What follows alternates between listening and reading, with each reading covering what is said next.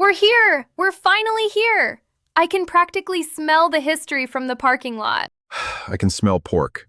And I can also feel the fact that we woke up at 5 a.m. and drove for hours to get here. Remind me again why we're in the middle of nowhere, Chloe. This is for breakfast, right? This isn't just nowhere, Mark. This is Shibushi in Kagoshima. And this isn't just breakfast. This is a pilgrimage.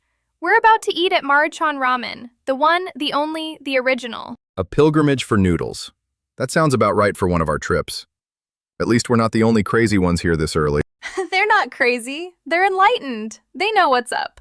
This place is a living legend, and it absolutely earned its reputation. Okay, enlighten me.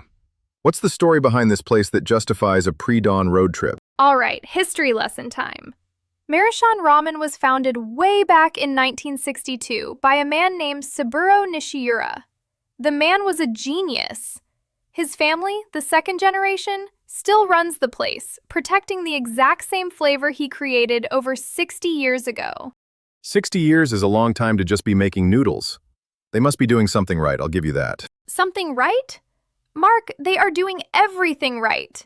In 2015, Kagoshima held its very first Ramen King Competition to find the best bowl in the entire prefecture. And guess who won? Let me guess. The place we're currently standing in front of. Exactly! They became the first ever Kagoshima Ramen King. This isn't just some local favorite. It's officially recognized royalty in the ramen world. It's the champion. Ramen King sounds impressive, I guess. But a lot of places win awards. The real test is whether it's actually good, not just hype. Oh, it's good. But the crazy part is when people eat it. This place opens at 7 in the morning. They're one of the pioneers of Asa-Raa culture. Asa what?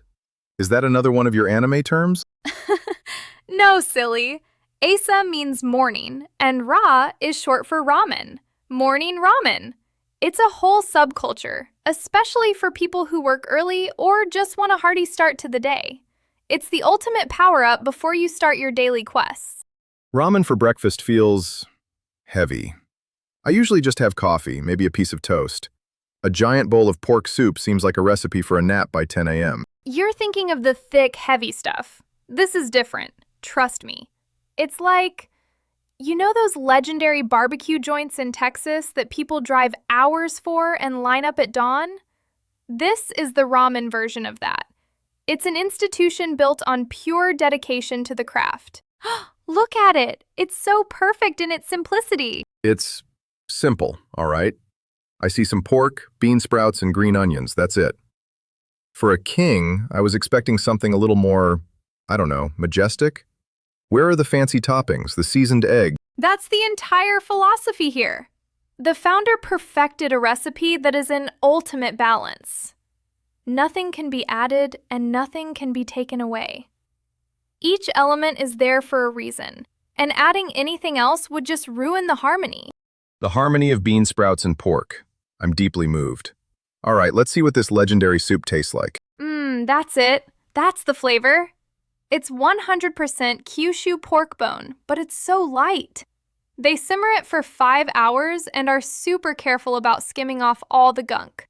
So you get all of the deep umami flavor without any of that funky smell. Wow, okay.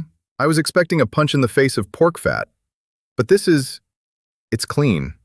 It's rich, but it's not greasy at all. How is that possible? That's the mastery. And try the noodles. They're made in-house with no preservatives, no additives, and no eggs. Just pure, perfect noodles designed specifically for this soup. The noodles have a great texture. They're not too soft. And the simplicity of the toppings, you were right. It just works. You get the crunch from the sprouts, the flavor from the pork. It all makes sense now. See? I told you! The king does not disappoint his subjects.